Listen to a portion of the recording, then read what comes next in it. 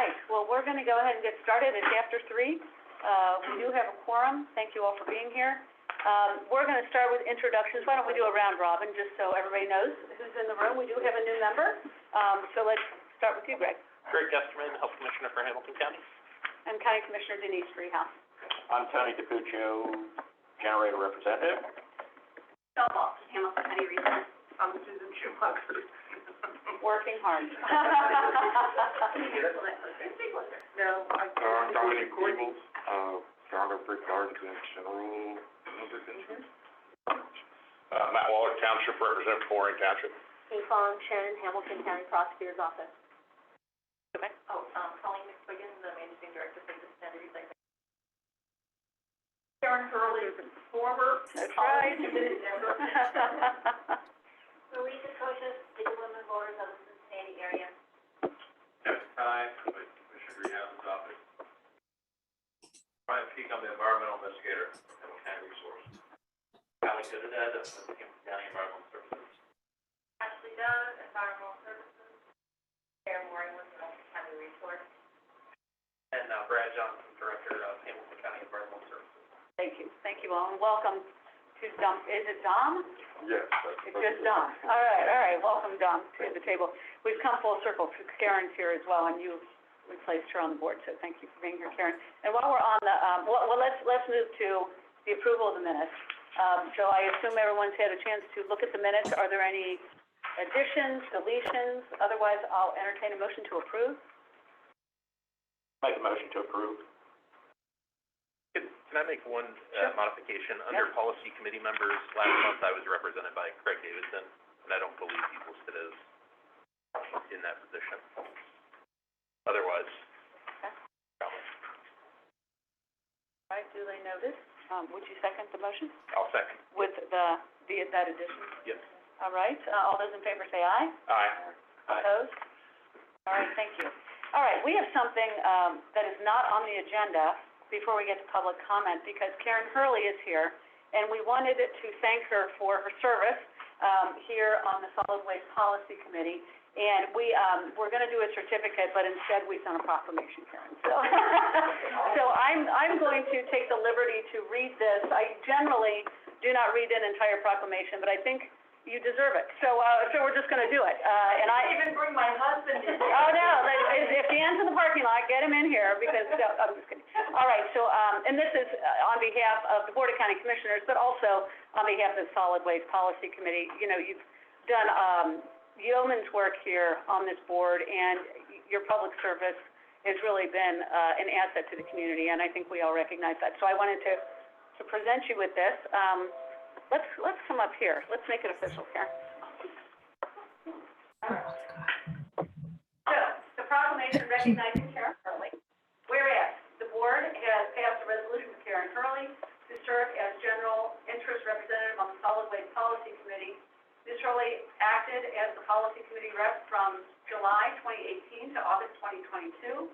And whereas Karen is a committed community volunteer, having spent her retirement actively volunteering as a court-appointed special advocate for kids, a trustee for Learning Growth, a trustee for New Opportunity School for Women, and as a volunteer for numerous one-time events for organizations that benefit our community.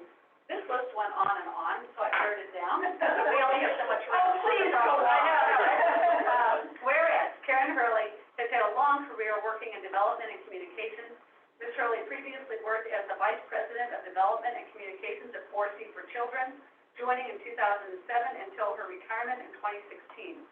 Ms. Hurley also served as the Communications Director for Glen Mary Home Missioners. And whereas Karen has been a dedicated member of the Hamilton County Solid Waste Policy Committee and has been a strong and effective champion for forward-thinking strategies to reduce the waste stream in Hamilton County. And whereas Karen Hurley was critical to helping the Hamilton County Solid Waste Policy Committee put rules in place to address important community concerns such as noise, odor, and traffic congestion related to landfills, and has amplified the community voice as policies were under review. And whereas the County Administrator Jeff Valuto and the Solid Waste Policy Committee have recommended to the Board of County Commissioners that Karen Hurley receive this proclamation for her service to the Solid Waste Policy Committee. Now, therefore, be it proclaimed that the Board of County Commissioners does hereby award Karen Hurley this proclamation recognizing your work on the Solid Waste Policy Committee, and be it further proclaimed that we declare August 17, 2022 is Karen Hurley Day in all of Hamilton County. You're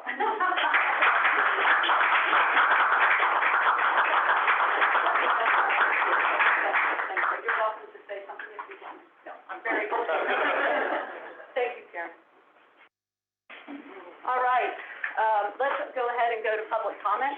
I've got two cards in front of me, so we'll do these two first, and then we'll get to the folks that are, that want to comment that are joining us virtually. So the first is Marie Kokos.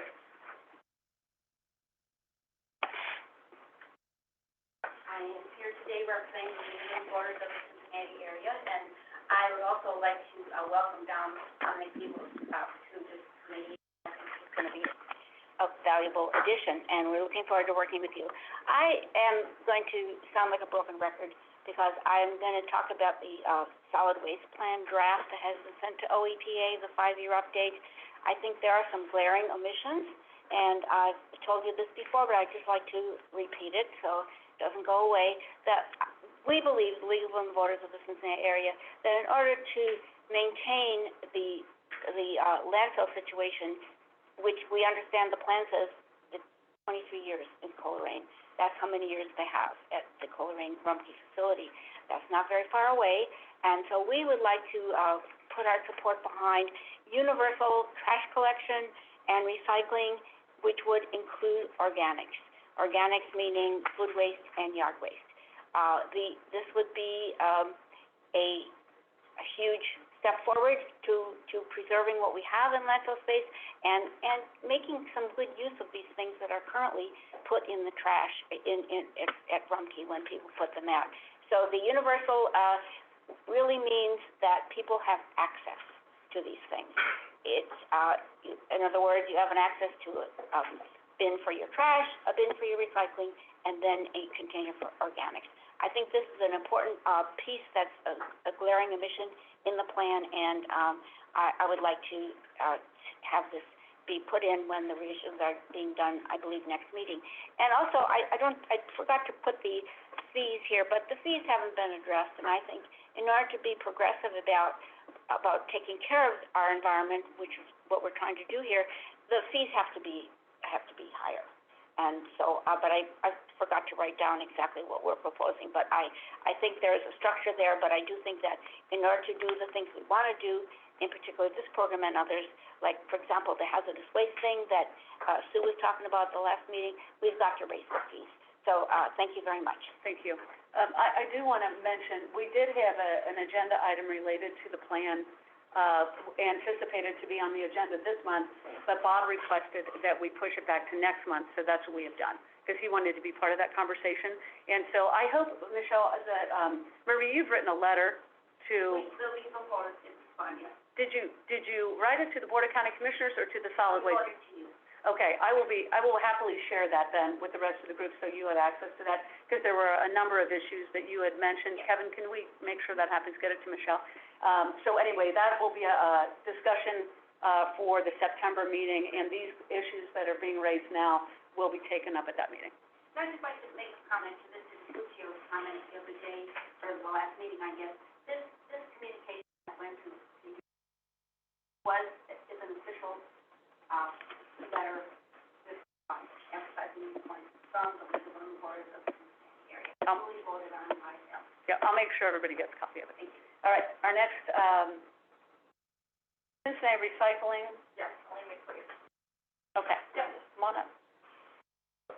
So, I know some of you, not all of you, so I'm Colleen McSwiggan. I'm the Managing Director for the Cincinnati Recycling and Reuse Hub, and we are, in effect, a charm facility here in Cincinnati, but we are very small right now. We are almost entirely volunteer. We are a 501c3 nonprofit. We have about 21,000 square feet of warehouse space in Lower Price Hill, and we have a lot of limitations with that space.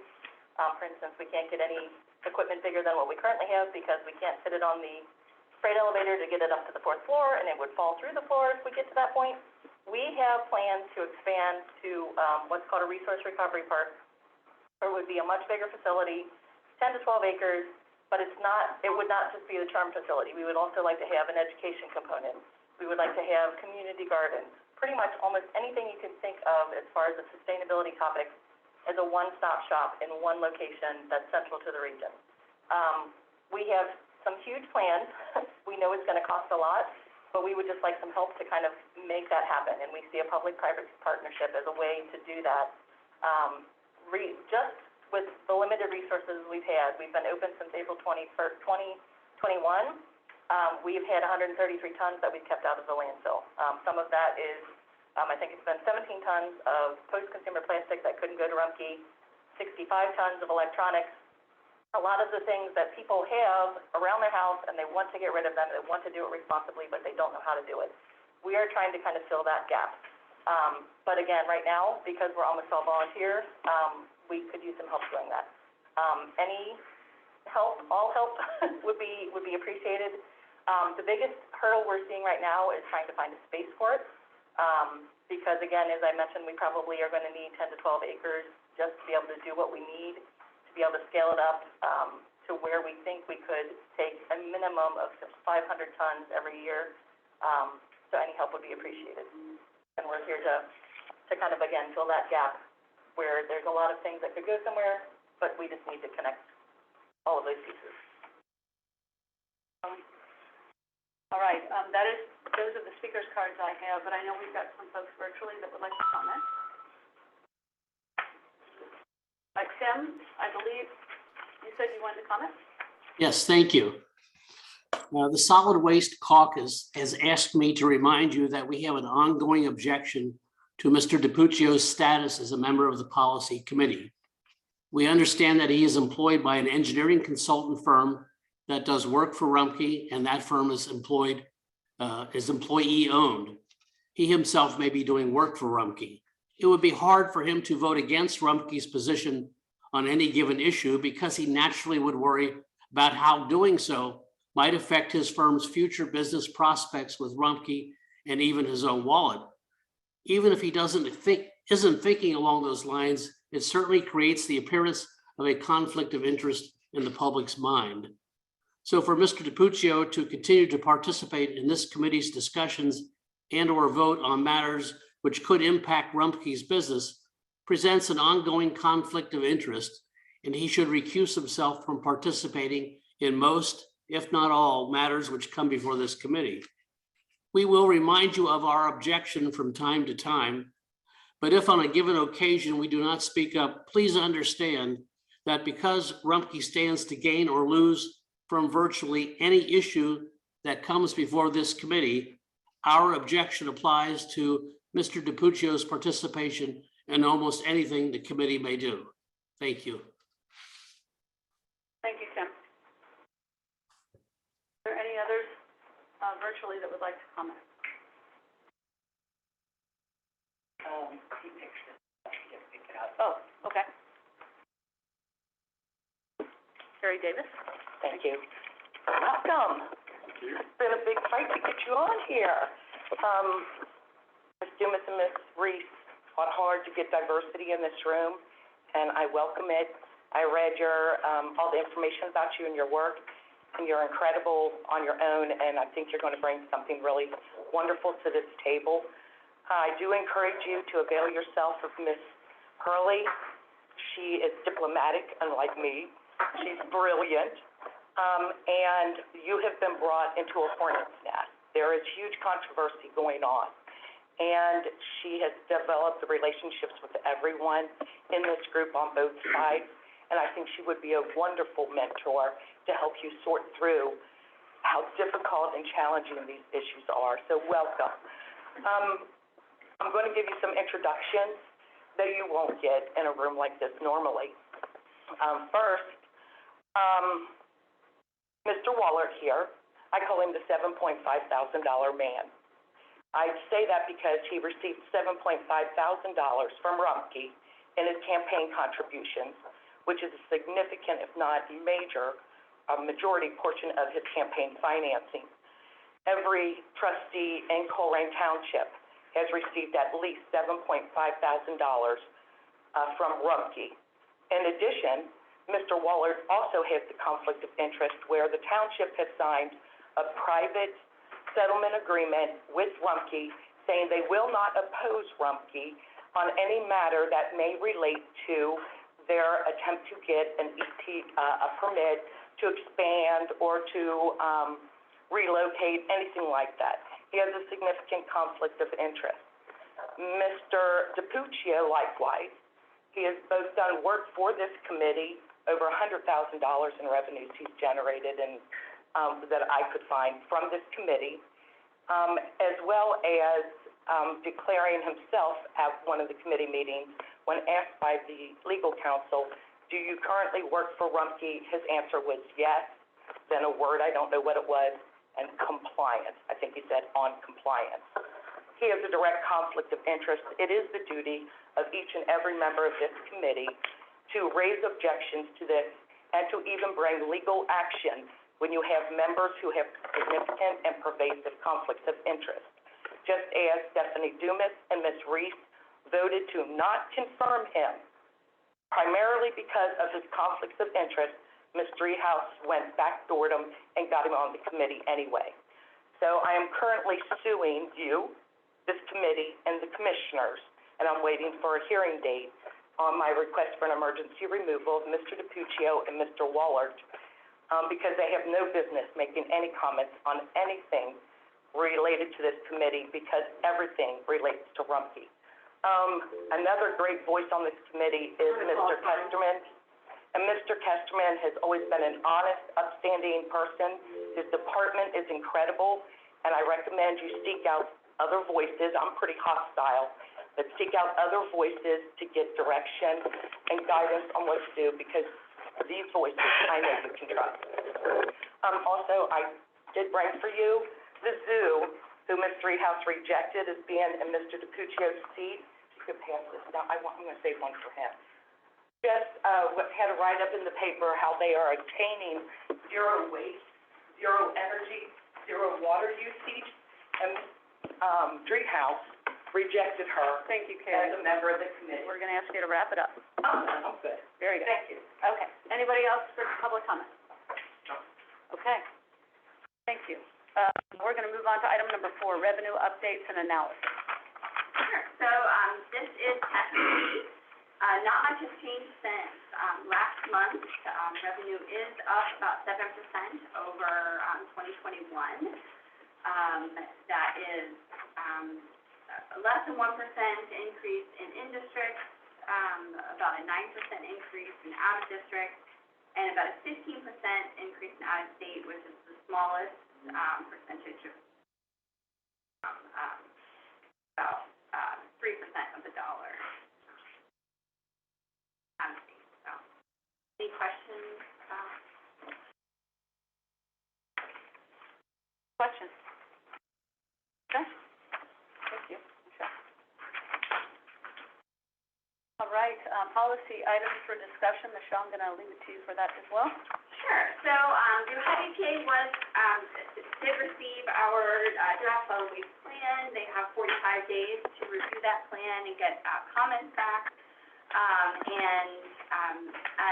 As Commissioner Driehaus mentioned, Mr. Gutters requested that we hold off until next month on discussing the universal waste, recycling, and composting, the siting criteria and designation.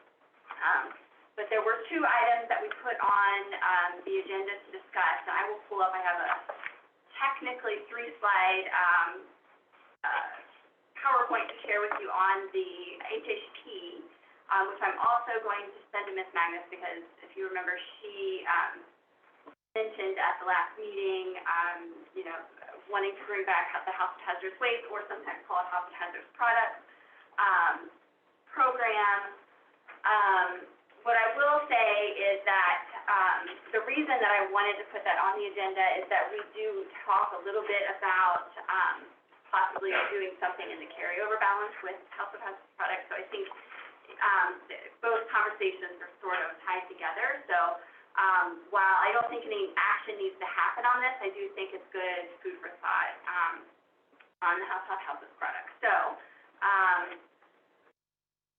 hard for me to see because I have the Zoom going on. Can I back up for 1 second? Sure. Just to the benefit of our new member.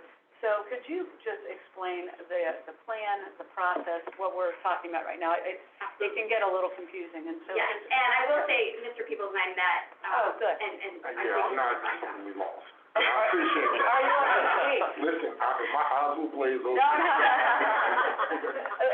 Well, do feel free, because I mean, it took me a minute to get it, it's still taking me a minute to get it. Right, and we have been working on this plan, more than a year. So, there's a lot of work and thought that has already gone into it. So in order to get up to speed, I understand it's gonna be a major ask. But one of the issues that we brought up in the plan was our house hazardous waste program. And we looked at this from a few different angles, and this is actually a table from the draft plan, where we compared 3 different years of the drop-off program. And you'll see in 2009, the drop-off program, that was a semi-permanent. So it was open, I don't know how many months, probably 9 months of the year. And then 2014 and 2020 were both one-day events, so you can see how much they would differ. But I think what's important to note is the number of households that we reached, even reaching 9,000 households, which was maybe the second highest year. I think 2008 was the highest, which was a little over 10,000. We're still only reaching 3% of the population, 3% of the households, which is not great, honestly. And I think when we originally discussed house hazardous waste, we talked about that we could not afford to reach even 50% of the households at that rate. It's, costing over $70 a car right now. And so it's, and when we looked at it from a DEI perspective, the house hazardous waste program was not accessible. Especially as a one-day event, you're only able to come if you have a car and if you're available on that Saturday. So it really, definitely needs improvement. And so we looked at what programs we are currently offering that help residents with their house hazardous waste. So we did pull numbers I wanted to share from our reuse and recycling outlet, which is also called Recollect. So it's we pay for a service a little over $7,000 a year to have a searchable function on our website where residents can find permanent outlets. And so one possible solution that we see is leaning on those other permanent outlets that are usually privately operated, where residents can bring other materials, such as motor oil. You can find dozens of places that you can bring motor oil. There's no reason that the county needs to be paying over $70 a car for residents to recycle their motor oil. Michelle, for clarity, is that Yeah. one day? No, this is a year. A year, from July 22nd? Yes, I'm sorry, it is a little confusing. It's July 22. Oh, I see. Sorry. It's July 22nd, That's right. 2021. I'm sorry, that is really confusing. It's 1 year. It's 1 year. So we did pull the numbers, and for a resident, we pulled more than just our traditional house of hazardous waste. But just the traditional hazardous waste, almost 43,000 searches. Now, you can't say that's 43,000 households, because likely someone would do more than one search. I've got this and this, right? But it is reaching quite a few people, and I bring this up because we only spend a little over $7,000 on that search. We don't do any paid advertising for it right now. And I think that it's been a few years since we started this program. We could probably find an even more user-friendly search to use. So I think that there is a lot of potential here in this. I also think it addresses the electronics, which our current health hazardous waste program does not. As you've probably read in the news, lithium-ion batteries and electronics are one of the major problems of fires with MRFs and in garbage trucks.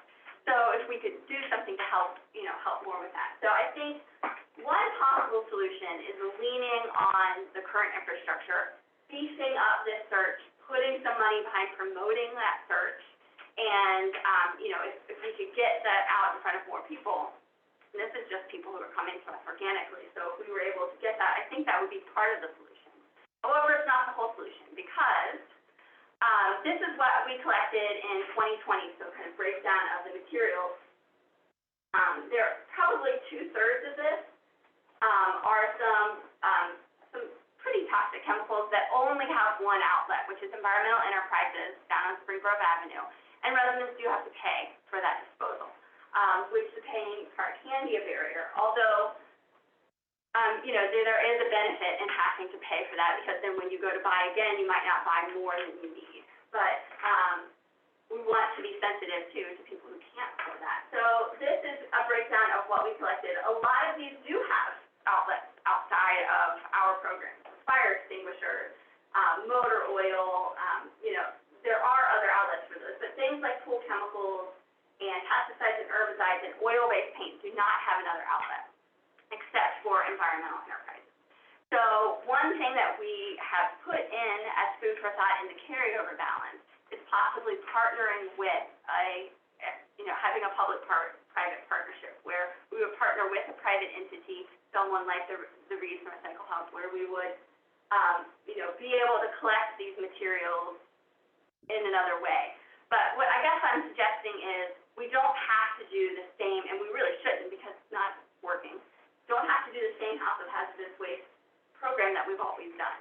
We can break it apart, we can try to see what's working and what we need to really focus on to try to get those most toxic out of the waste stream. So that was all I wanted to share with you, just some food for thought on the House of Hazardous products. Any questions about House of Hazardous products? Pull up that first slide again. Sure. Cost. That is in the draft plan. It is not. So right now we have, $50,000 to do a campaign to try to get people to reduce how much hazardous waste they have. So for example, trying to encourage people to measure their deck before they buy the stain, so they know how much stain to buy. But then also to promote these outlets, the other outlets that are out there. So promote the reuse and recycle search. So that would be just $50,000. That is not enough to do a House of Hazardous Waste campaign. We're seeing, and you'll notice, 2009 was rather expensive. If we were to do that same program today, it would be at least another $100,000. The cost for fuel and labor have skyrocketed. I was just talking to Montgomery County earlier this week about their increase in cost. So the cost to implement these programs is increasing. So I thought at a previous meeting, we had talked about cost savings by not continuing this program and taking some of the cost savings for the awareness campaign. Was there also then a remainder that we were talking about using either for something like this or something else? Yes. So at the last meeting, Ms. Magnus requested that we put into the plan, into the House of Hazardous Products, or House of Hazardous Waste description, that staff would work on trying to implement some sort of collection program, in addition to, or maybe as a complement to, some sort of campaign trying to promote waste reduction. Okay. So I just bring it up as a discussion because it was brought up last time. Any other questions? Just a comment on it is that I'm looking at what we know, what we don't know, and seems in all these household products or household hazardous waste collection programs, not just in him. We really don't know. Objection. Noted for the record, please. Objection. We really do not know how many households really need the service and how frequently. That would be very helpful, I think, and I don't know if it's even possible today. Do you have information related to that question? So at the hub, where we take the hard-to-recycle stuff that can't go to Rumpke, we get asked at least on a weekly basis by, I'd say, at least 5 households of where can I go with batteries, which we can take. So mercury thermometers is a big one, propane tanks, pesticides, kind of the gamut of what you've got, the oil paints and things like that. At least, I'd say 5 households every week when they come to us. And we have a very small percentage of population in general that comes to us. So if you scale that up, I would say it's a fairly large number. And I would also say, it might be expensive to do this, But when the alternative is having illegal dumping, are we actually saving money by putting the money in up front and not having to deal with all of the other things that would come from people pouring us into streams or, wherever? Thank you.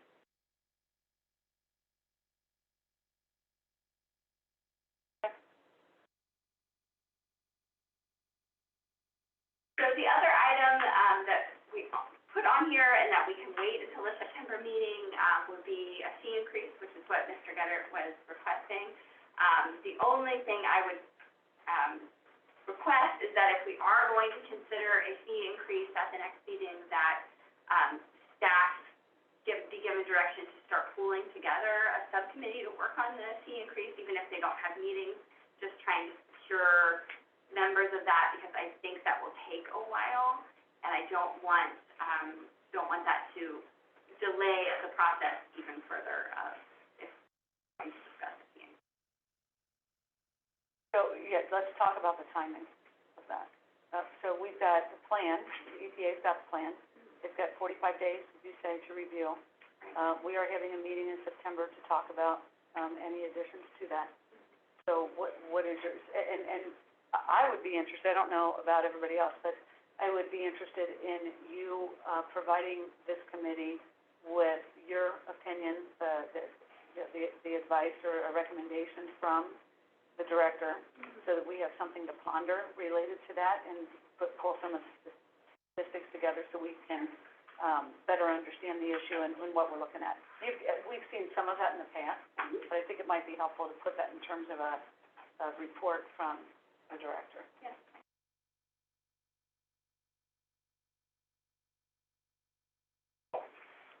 Yes. Karen, do you have something related to this item? I do. And I'm calling in from vacation, so I'm going to definitely stay off camera. But I don't think in 30 days, district staff has the resources to truly analyze the impact of raising fees. I know that Mr. Geddard, one of his recommendations or objectives was that if we raise out of district fees, that we will have less out of district waste coming into Hamilton County. We don't know, there's, like I said, district staff would have to research other districts on whether or not that occurred. The other thing that Hamilton County is in a unique position is that we could have out of district waste deferred from Hamilton County landfills going to other landfills in Ohio or Kentucky or Indiana. But the flip side is that we could also have Indiana or Kentucky waste coming here. I mean, it was a U.S. constitutional decision that Hamilton County can only charge the same fee for in-district waste and out-of-state waste. Any other fee could be charged at a higher rate. So I just think to ask district staff to come back in September and say, yes, we're going to raise the fees in 2024. There's just not enough information to make that decision in my mind. But what I was getting at is that I'm not sure we need to form a committee before we get a report from the administration. That's kind of where I was heading with that. But I understand your, yeah. So, Michelle, and I know you've answered this before, but as we contemplate the plan and we think through what we want to have included in the plan, if we were to have an issue like this, this increase in fees come forward at a time outside of the, this specific window that we have, how would that work? And could we do something like that, make that kind of change related to the plan outside the window that we're in right now? You are legally allowed to make the change, to change your fees. You have to get that change ratified by communities representing 60% of the county, similar to how you would do it with the solid waste plan. However, with a fee change, one difference between the fee change vote and the plan update vote is that the fee change vote, a no vote, where if a community just didn't take any action, didn't vote yes or no, that is considered a for vote in your 60%. So that's really the big difference between those two.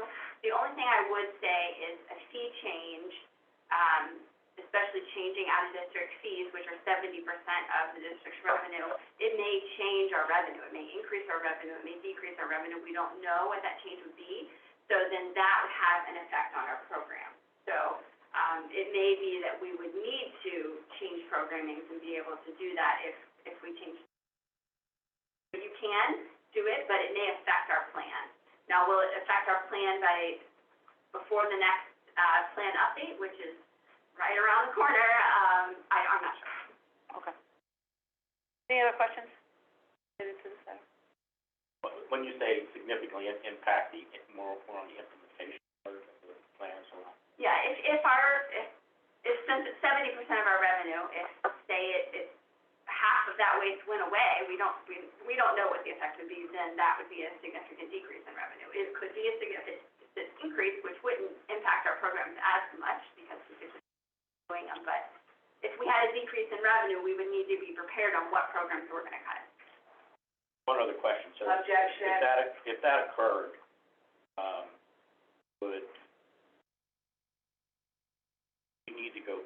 would we be required to go back and revise the plan and go back through the ratification process? Technically, you're allowed to change the fees without changing the plan, although we may want to. We may want to decide, okay, we need to start our plan update a year early. Yeah, my point being that if the fees change so significantly that you can't implement. Right, then we would need to. Okay. Yeah, you're right. All right, thank you. Thank you. Karen? My only suggestion, again, as being the Hamilton County consultant, is maybe the plan should be to do a financial analysis, a programmatic analysis, a sensitivity analysis on what could happen if you change the fees with waste flow. Again, I am concerned that all that's going to happen is Indiana, Kentucky waste is going to come to Rumpke landfill at $1 a ton. You have less revenue for your programs. You have less revenue to fund the health department to monitor the Rumpke landfill, but you haven't achieved the objective of saving landfill space for Hamilton County residents and businesses. So.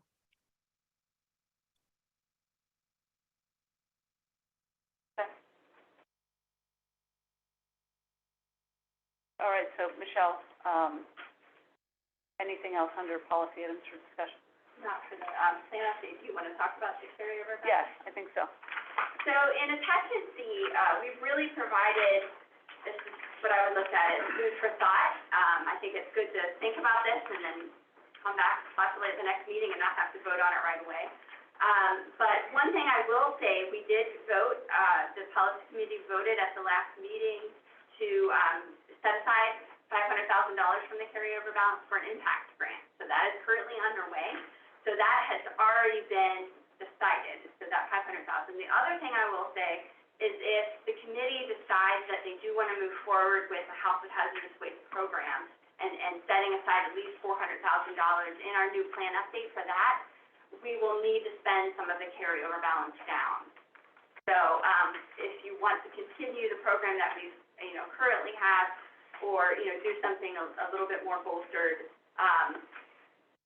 want to do the House of Hazardous Waste and not cut other programs in the budget, we're going to need to spend carryover balance. So my recommendation would be to not spend any extra carryover balance, if that makes sense. But there are some ideas that staff pulled together on ways to spend carryover balance. One would be a residential commercial waste characterization study in 2023. So it's good practice to look at what waste is going to the landfill, and every 5 years is a good timing to do that. We last did one, a residential one in 2018, so 2023 would be the 5-year mark. And so this would be looking at the waste going to the landfill. One benefit of that is that we can look at what impact our programs are having. Have we made any impact on food? We've been focusing so much on it, but is that percentage declining? It also looks at how is the material stream changing? Is our plastics a more important thing that we need to focus our energy on? Is cardboard more important now? It helps us look at that. And the other area that has not really been looked at too much is the commercial sector. We did not do a commercial waste audit in 2018. We haven't done a commercial waste audit in Hamilton County since 2003.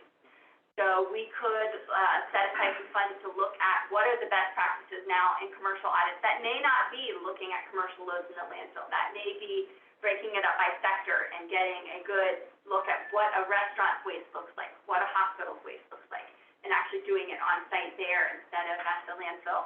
We would work, and try to look at best practices and try to find that. So that would be one.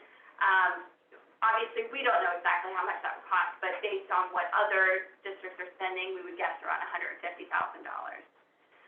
The second one, which is something that's been brought up, is our public-private partnership idea for some sort of food waste processing. So this could be composting or something comparable, doing a large-scale facility.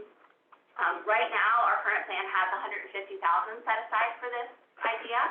We don't know what that would look like. The district has not done a major public-private partnership. We just don't know what that would look like, but we could explore it, and we could put more funds behind it. So rather than $150,000, we could put $500,000 behind this. The third option would be something for a public-private partnership for difficult-to-recycle materials, so something like a charm facility.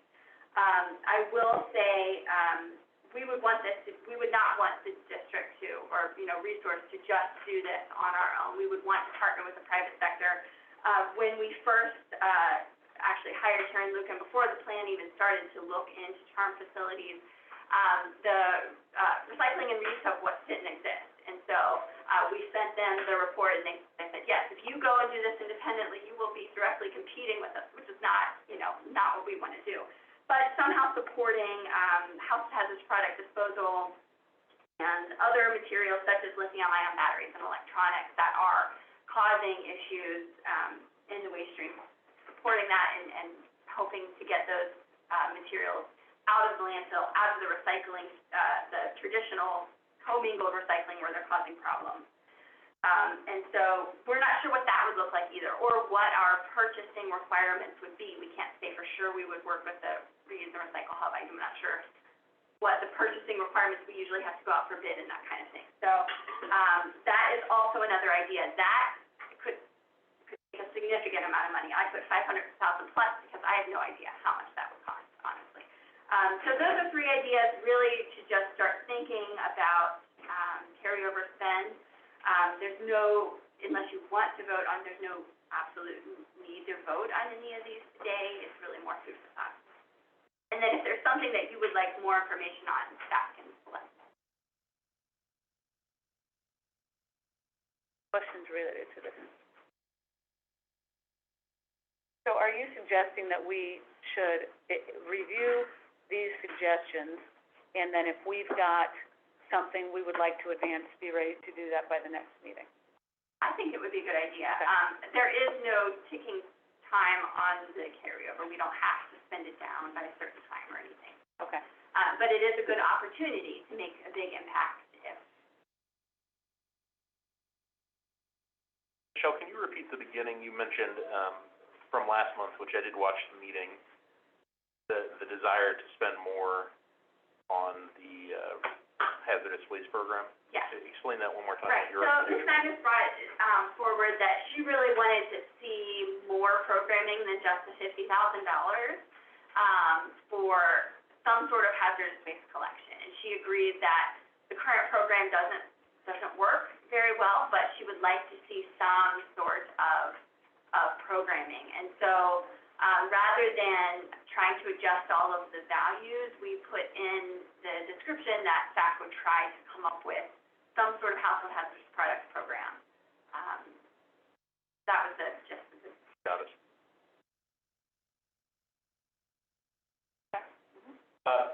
The one concern I have is that, items 2 and 3, and just using those, we have a dollar value sort of out there, but we have no real basis for, we're throwing out a dollar value, just like the dollar value was thrown out for the household hazardous waste program. But we have not done an assessment to really know whether it should be, what it should be, period. We're throwing numbers out there, and I just, Right. and that's fine for discussion purposes, but I just wanted to kind of make that point. You know, the weight characterization, you're right, you can box that in, fairly tightly in terms of what that's cost, and a lot of the Ohio solid waste districts do fairly regular basis.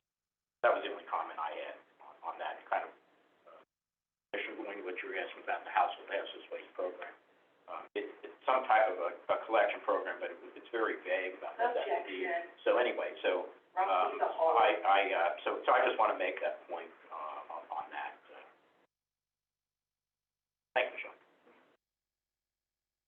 I would be also interested in just having the math equation as to what we have now, and I can see some of the numbers here. The carryover balance now, what we need to keep in reserve for operating, what you view as, money that we could identify as something we want to, devote to a certain project. I think that might be helpful as well, just kind of give us a chart of that so it's more clear. Anybody else? Yes, thank you for doing this work. Thank you for this.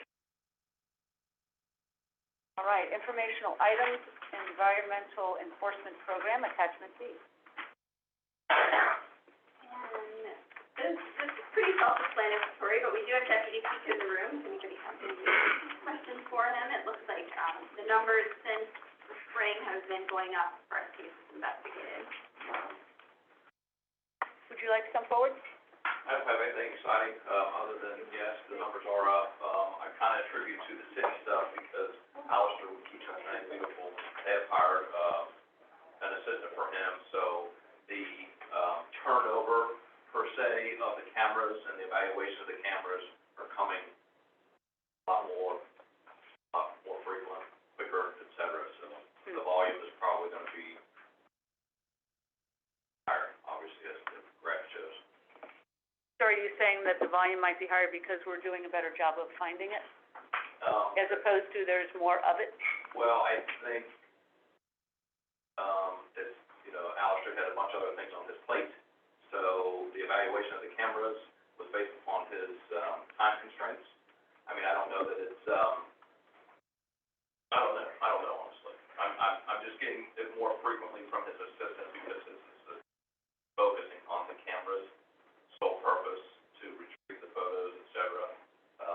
A lot quicker, a lot better review, and or, I'm getting a lot of stuff that, potentially Alistair and I may not go after, if it's just yard waste versus if it's couches and it's set out, et cetera, just because of the constraints that, we have.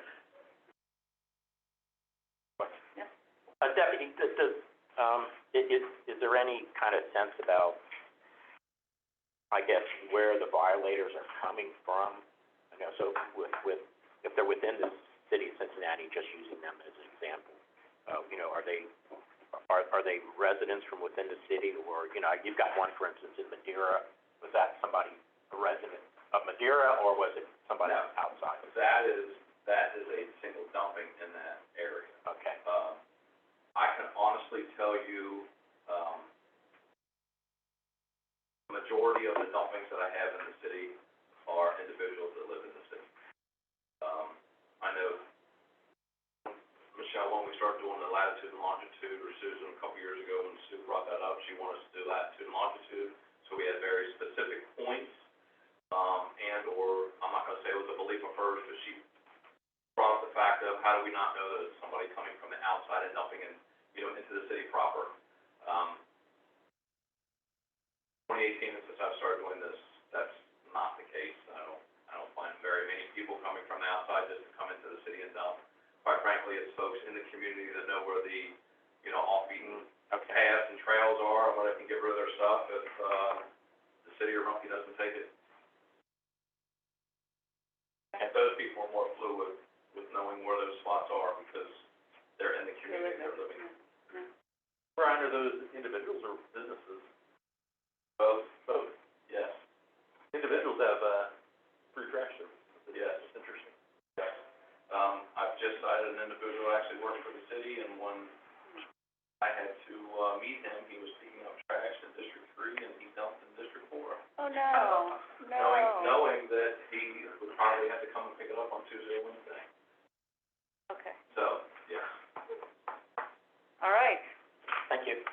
questions? Yes.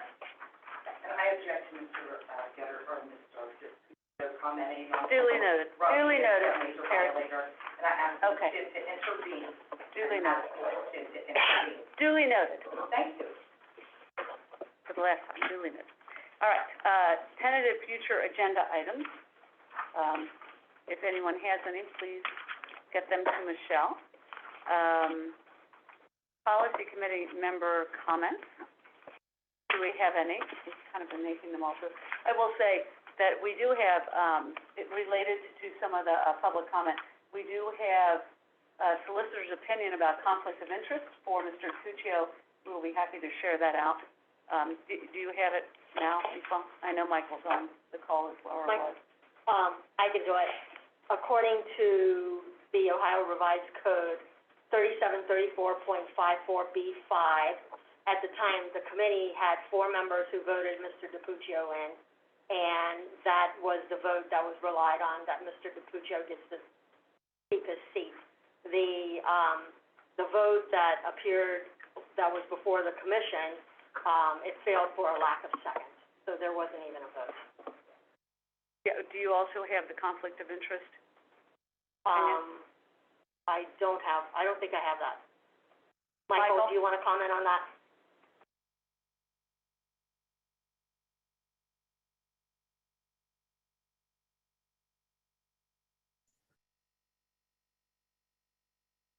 Am I muted? You're on now. You can hear, sorry, Commissioner Dreehouse, could you repeat the question? I was asking per some of the public comment that we heard earlier. We've heard about, the appointment itself. Can you convey the, opinion about the conflict of interest for Mr. DiPuccio?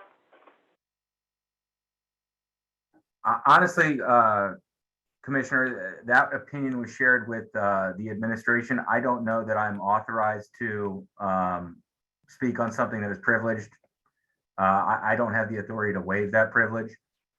But we can work with the administration to provide comments that would be provided to the committee if that's what the board would like. I thought the administrator may have provided at least the solid waste district with an update on that didn't divulge the privileged communications, but I could be wrong. Okay, we'll have something ready then, one way or the other for the next meeting. How about that? That's perfectly fine. We can just work on what is and is not covered under that privilege. Okay, great, thank you. All right, Can I ask, I almost feel like it would be pertinent for this committee then to ask for our own legal opinions. Seems to be an issue. So unless there's an objection from anyone at the table, I'd like to, and if you're willing to allow, I'd like to make a motion that Michelle seeks a legal opinion regarding Tony's conflict of interest so that I have knowledge of where it sits. second. All those in favor say aye. Aye. Opposed? I'm going to abstain. Thank you. Fair enough. There we go. All right, thank you. And can we get that for the next meeting? Second? I seconded. Oh, Yeah. sorry. Okay, any other comments? Okay, upcoming meetings, as has been stated, we've got a meeting in September, Wednesday, September 21st at 3 here in this building. Zoom will be available. Okay? Is there anything else for the good of the cause? Michelle, you have anything else? Anybody? Okay, I'll accept a motion to adjourn. Motion. Second. All those in favor say aye. Aye. Thank you.